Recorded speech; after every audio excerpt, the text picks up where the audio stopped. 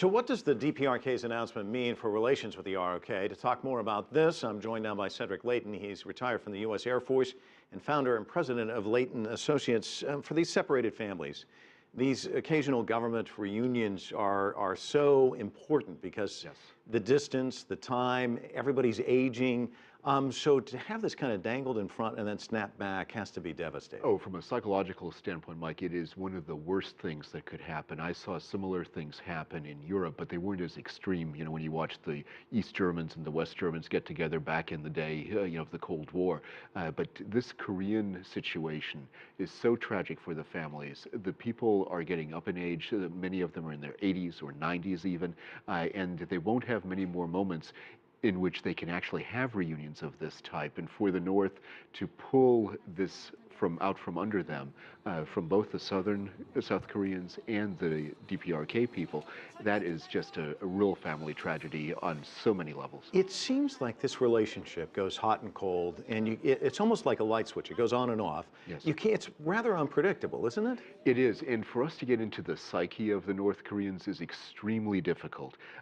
Their mentality is not based on a consumer society, on anything that is in our common Western understanding of things. It's even beyond the comprehension of people in the Republic of Korea, or even in China now, because China has achieved a standard of living that is far different from what the North has, far more affluent, there are far more things to do for the average person in China. There's much more liberty on a personal basis than what you would find in North Korea, and that is something that it's very hard for us to really figure out what they're doing from a leadership perspective. My own view on this is that this is really a symptom of a leadership struggle. I think one faction is looking at the reunions as a possible point of leverage for their faction. The other side is seeing it as a way to gain leverage by pulling that carrot away from the people that could benefit from it, and that's a real serious issue. But I think you'll probably be the first to admit that there's no real window into the thinking. It's a rather secretive leadership. There's no way to tell, is there? No, there isn't, and each faction has its own psychological issues, if I could couch it that way.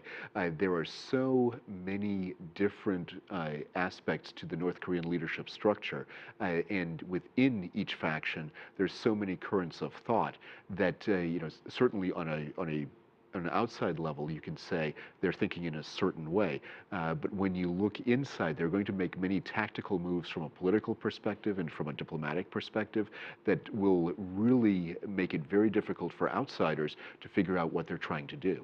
Well, interesting, the New York Times pointed out that North Korea suffered enormous destruction from American carpet bombing during the Korean War, and they're very sensitive about these drills. And it seems like this is one of these leverage points. Is there anything that the United States could do in terms of backing off, perhaps, to helping ease some, because it does benefit the people of the ROK, these reunions? It does benefit the people of the ROK, and quite frankly, it benefits the people of the DPRK. Certainly.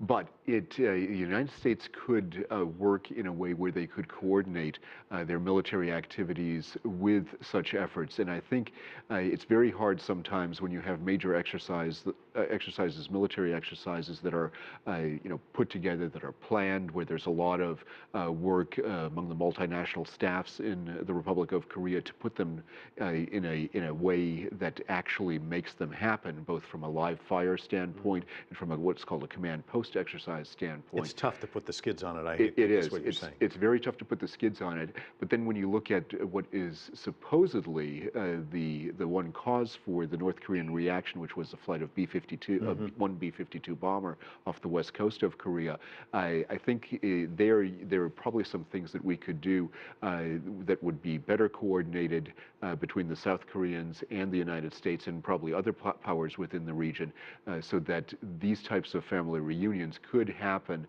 on a more regular basis. But the other side of that, though, is you don't want to show weakness to the North Koreans, and that's what policymakers are wrestling with in the United States. They're trying to figure out how to get there from here. It's complicated, there's no doubt about it. Cedric Leighton, always a delight to have you in. Thanks so much. Thanks, Mike. Thanks for having me.